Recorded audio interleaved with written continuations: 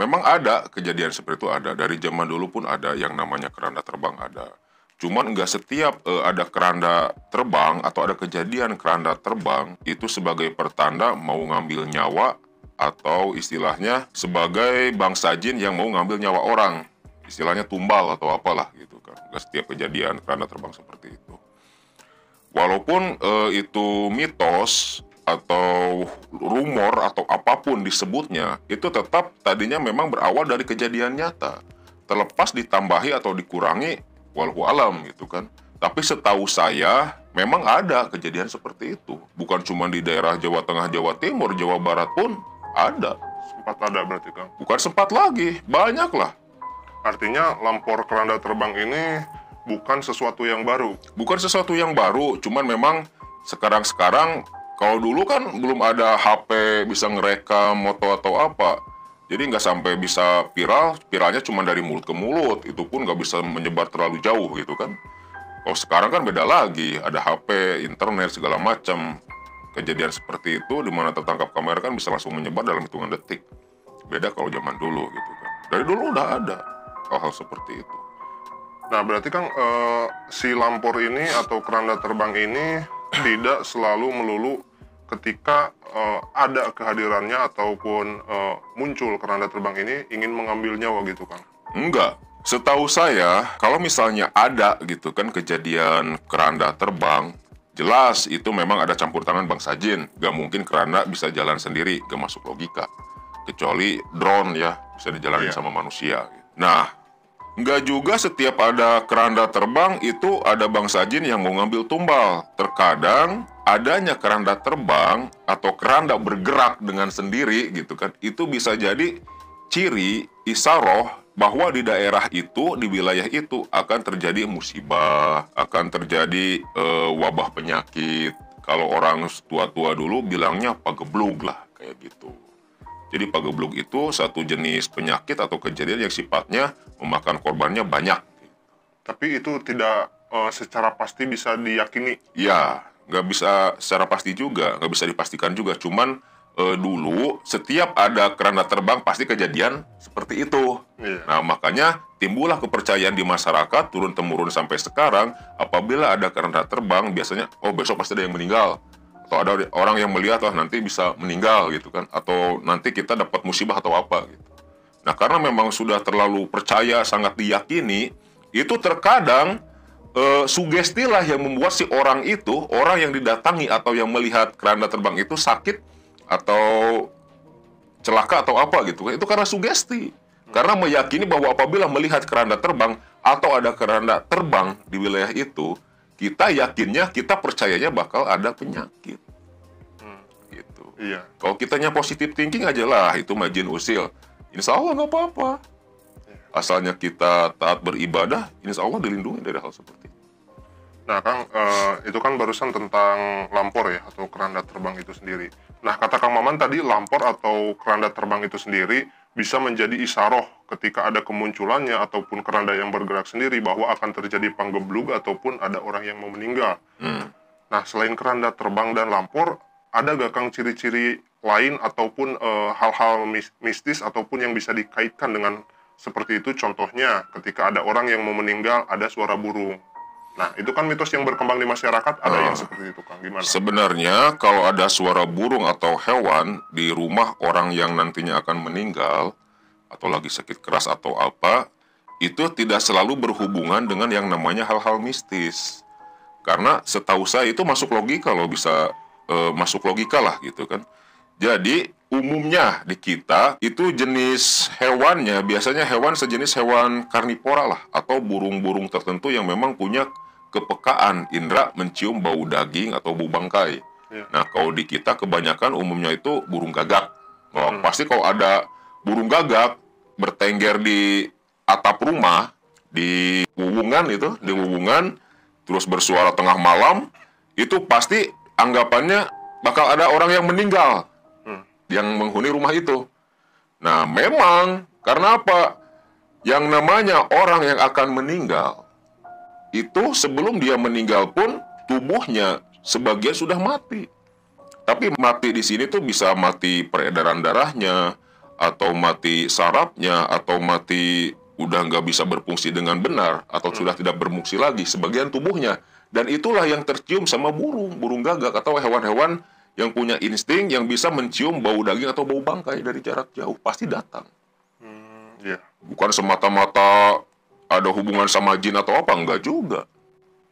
Bisa juga mungkin di rumah itu ada bangkai tikus mungkin. Ya, gitu. Yang tercium sama burung itu gitu Ya, kan. cuman karena tadinya berawal dari mitos yang sudah sangat-sangat kental, berurat, berakar di dalam kepercayaan masyarakat kita. Jadi segala sesuatu seperti itu pasti dikaitkan dengan bangsa jin. Atau kadang disebut ciri kiriman santet lah, ada juga yang mempunyai kepercayaan seperti itu. Nah, itu sugesti sebenarnya, gitu kan.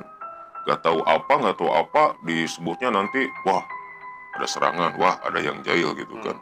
Pada akhirnya yang ada malah timbul fitnah. Jadi jangan terlalu segala sesuatu itu dikaitkan dengan hal-hal mistis. Terkadang memang itu kejadian alam, fenomena alam. Gitu. Untuk keranda terbang atau lampor itu sendiri tadi seperti itu ya. Nah, untuk teror ketuk pintu, Kang. Nah, ini juga cukup unik kan, karena setahu saya bangsa jin itu kan tidak bisa memadatkan dirinya, ataupun jika ada yang bisa memadatkan dirinya, mungkin ilmunya sudah tinggi gitu, Kang. Tapi kan ini teror terjadi di mana-mana, Kang. Bisa sampai ketok pintu. Nah, penjelasannya itu seperti apa sih, Kang? Kalau ketok pintu, dari dulu pun ada. Dari dulu juga ada. Saya sendiri waktu kecil pernah mengalami gitu kan. Kalau zaman dulu, kita biasanya waktu kecil itu waktu sekitar jam 5 sore menjelang maghrib. Kalau misalnya ketok-ketok kayu, papan, pintu, atau kusen jendela, itu suka dimarahin sama orang tua. Karena apa? Nanti malamnya ada yang niru. Dan memang, kadang terjadi, malamnya tuh ada yang ketok-ketok. Ada yang, misalnya tadi sore kita ketok-ketok pintu tuh, usil gitu kan, yang namanya anak-anak. Malamnya suka ada yang ketok-ketok, tapi nggak di semua wilayah juga terjadi seperti itu. Dan yang jelas memang kalau misalnya nggak ada orang, nggak ada makhluknya, nggak kelihatan, itu memang ulah bangsa jin. Berarti bisa itu, Kang? Bisa. Yang namanya bangsa jin, apabila bisa melakukan interaksi seperti itu, berarti memang kualitas ilmunya cukup tinggi. Karena untuk bisa masuk ke dunia kita, dunia manusia, ke dimensi manusia, itu diperlukan power yang sangat-sangat tinggi. Karena ada gesekan energi dulu sebelum mereka masuk ke dimensi kita. Kalau jin biasa-biasa aja, setahu saya nggak bisa sampai seperti itu. Tapi untuk video viral yang pernah terjadi atau yang sedang terjadi kemarin-kemarin, Kang, menurut Kang Maman itu seperti apa, Kang? Kan ada yang tiba-tiba menyalakan kamera, kemudian ada yang ngetok pintu. Nah, ada yang bilang itu katanya settingan, ada yang bilang itu hoax. Menurut Kang Maman itu sendiri masuk akal atau masuk logika nggak, Kang, sih seperti itu, Kang? Walau alam bisawab sih, tergantung kita sendirilah mau menyikapinya seperti apa. Mau percaya apa tidak percaya itu tergantung pribadi masing-masing ya. Iya. Tapi kalau saya pribadi tidak terlalu mempercayai bahwa itu keranda terbang asli. Nah, untuk cerita lampor ini sendiri atau keranda terbang, Kang Maman punya sedikit penggalan cerita nggak, Kang? Tentang kejadian nyata dari lampor ini sendiri? Ada di kampung saya dulu, di tempat tinggal orang tua saya. Di desa sebelah tempat tinggal saya itu ada keranda. Keranda memang biasa dipakai sama masyarakat apabila ada orang yang meninggal pasti pakai keranda itu. Cuman uniknya keranda ini yang melihat bukan 1-2 orang. Banyak masyarakat sekitar yang pernah menyaksikan sendiri dengan mata kepala sendiri. Jadi kadang malam hari itu keranda jalan sendiri. Tapi nggak menuju ke salah satu rumah, enggak. Tapi bergerak. Bergerak aja jalan keliling kampung gitu kan. Itu memang ada beberapa orang yang pernah menyaksikan sendiri si keranda itu. Nah, nanti besok-besoknya tahu-tahu udah ada di lokasi lagi, di tempat nyimpennya gitu kan. Dan itu tempat nyimpen kerandanya memang dipisahkan. Itu lokasinya di masjid, di pinggir kolam perkampungan lah gitu kan. Cuman memang belum terlalu padat penduduknya waktu itu. Nah, itu si kerandanya dipisahkan. Karena memang agak meresahkan juga. Kadang suka bunyi-bunyi sendiri, gerak-gerak sendiri. Saya sendiri waktu kecil, sekitar kelas 5 SD lah waktu itu. Saya pernah melihat sendiri, keranda itu goyang-goyang sendiri tanpa ada yang menggerakkan. Sampai sama warga, karena memang meresahkan lah, sampai orang mau lewat ke sana aja, takut gitu kan. Dirantai lah tuh Si keranda terbang dirantai ya, dirantai ke tiang waktu itu biar nggak lari-lari. Tapi tetap aja anehnya gitu kan. Anehnya itu keranda walaupun udah dirantai suka keliling juga.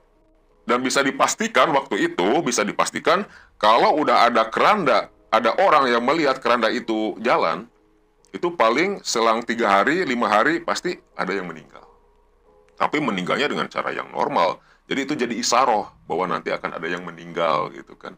Cuman ya memang tujuannya terkadang untuk menyesatkan kita juga. Maksudnya apa? Nanti nyangkanya yang aneh-aneh.